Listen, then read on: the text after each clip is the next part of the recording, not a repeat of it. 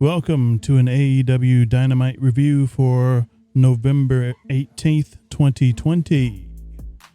And this was a very solid episode. It featured a lot of moving parts, moved feuds forward, and even started a couple new ones.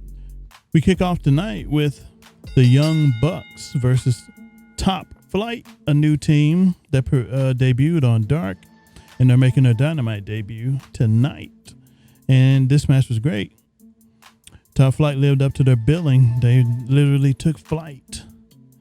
And the Bucks did well to make them look good and strong. And they even got a feud going for themselves post-match, which I'll get at in a bit.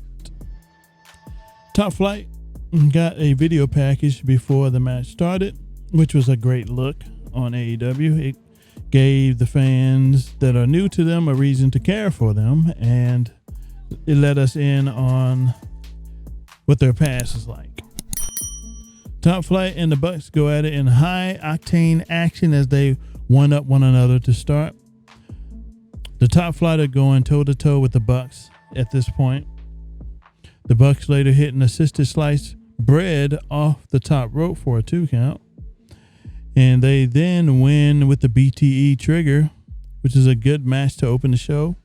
And it really probably showed in the ratings today, which AEW did remarkably well. Post-match, TH2 beat down Top Flight for some heat. And we're getting a possible feud here. Either TH2 is going to feud with the Bucks or they're going to feud with Top Flight, which I'm presumed to think it'll be Top Flight since the TH2 beat down Top Flight after the match. They didn't target the Bucks, though. Next segment, we had the Inner Circle slaying Vegas. Sammy and Ortiz were not thrilled at the start of this. Jericho and MJF eventually ordered Everclear, and both threw it up after drinking it. They eventually stumbled out of the building, and then the whole segment was to be continued. This was a great segment. It had great production value, and it was an homage to the Hangover movie, which is pretty funny itself. Following this, we had a mock segment. He says it's been a crazy ride he's been on for 16 years. The whole world makes sense to him, but how did he get there? He said the answer is his dad. He said, we're the good guys. Now the whole world is barreling down on him. And then he casually announces that Renee, his wife, is pregnant. And I think that due to the tone of this promo, Mox may indeed be dropping that title come December 2nd. Next match, we had Orange Cassidy versus Kip Sabian. And this was pretty good. Oh, and by the way, the Bucks versus Top Flight, that gets a 3.5. That was a definite Dynamite match. And this Orange Cassidy versus Kip Sabian match, Orange Cassidy attempts to dig into his pockets, but Kip prevents it at every turn. Orange Cassidy then went for a head scissor, but Kip counters with a slam and gets a 2 count.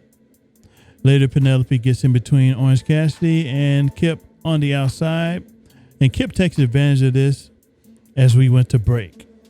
Back from break, Orange Cassidy gets his swinging DDT on Kip for a 2 count as Miro gets a bit angsty on commentary. Kip went for his finish, but Orange Cassidy counters with a small package for a 2 count. Then Orange later wins via a mousetrap pin. Post-match, Miro takes Orange Cassidy's head off as he barrels from the announce table to the ring as he clotheslines Orange Cassidy, turning him inside out. This versus the feud between Kip and Miro and the Best Friends.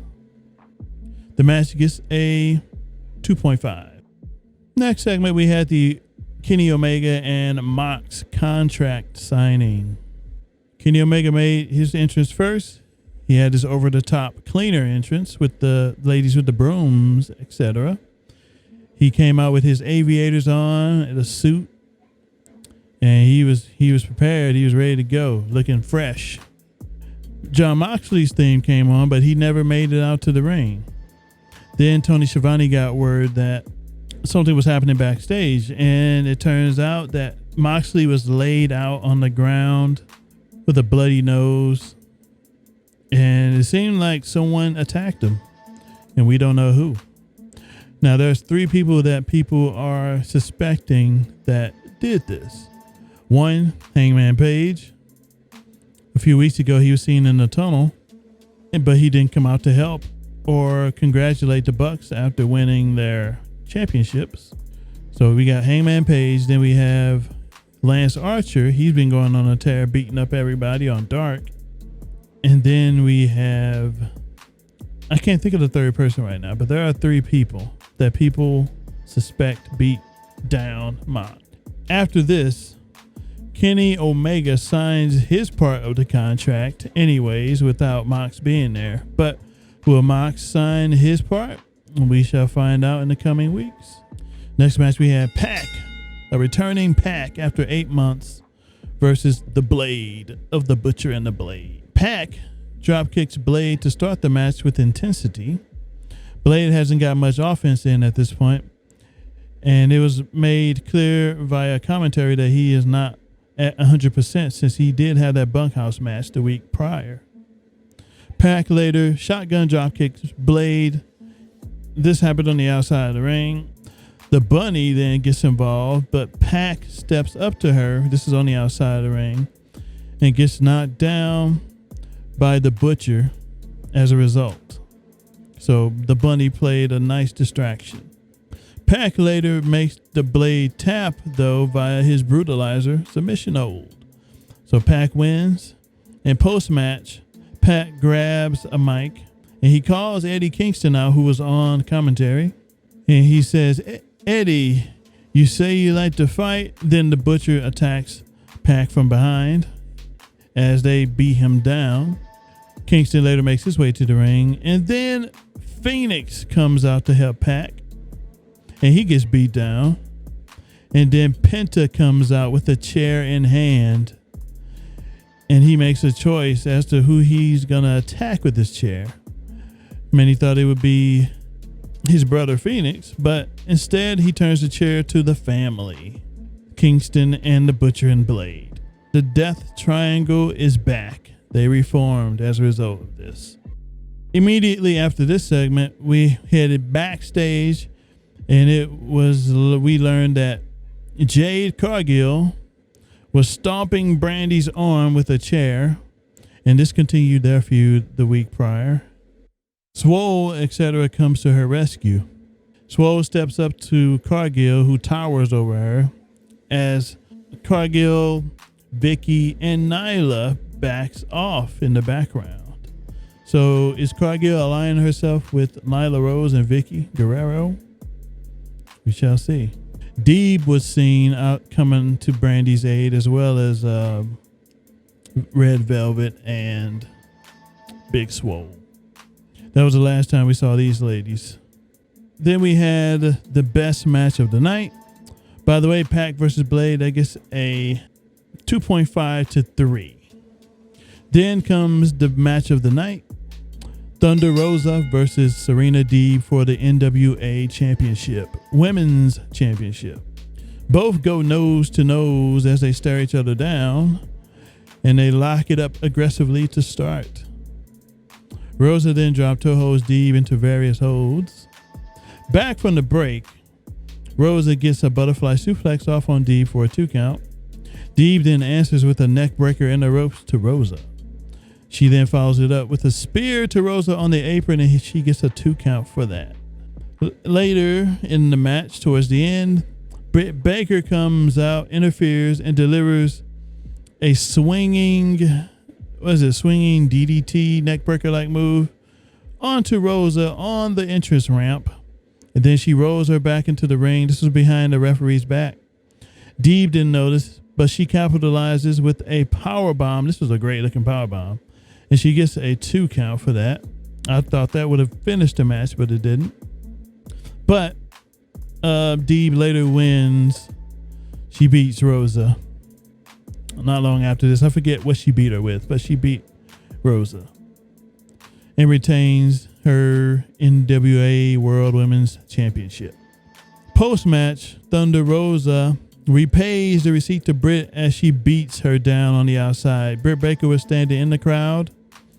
For what reason, I'm not sure, but Rosa pulled her over the guardrail and started beating her down, throwing her into the rails, etc. And this kicks off a feud between Thunder Rosa and Britt Baker, which I am actually interested in. These two had a war of words on Twitter a few days ago, and it all culminated here, and it's good stuff. So we're getting storylines in the women's division.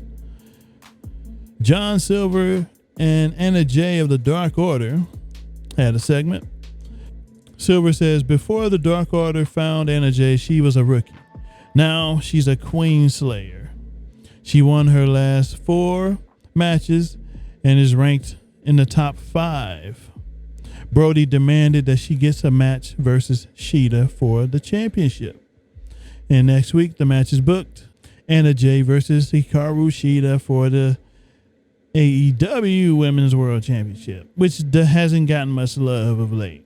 Now, the NWA segments have been booked stronger than the AEW's own title. I don't know why. I would be booking that way better, but I don't know.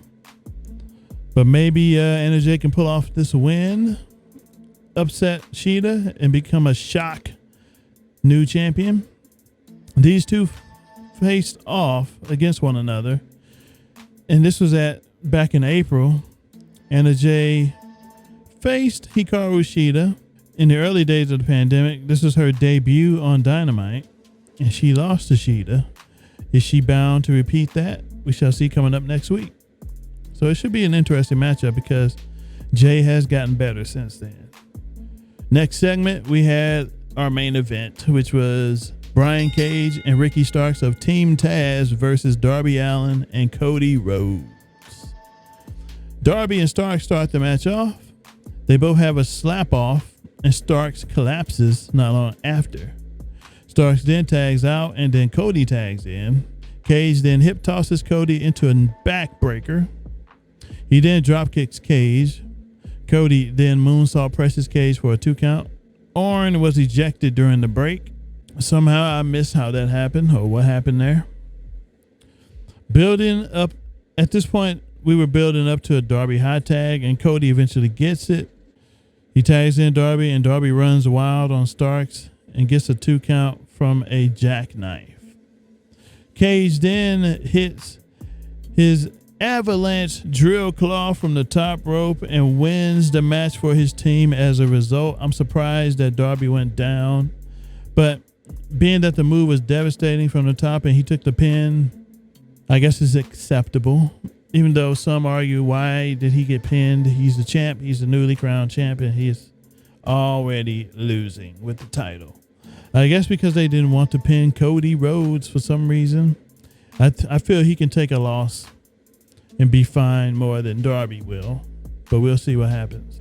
Hopefully this isn't a sign that Darby's reign as champ won't be long.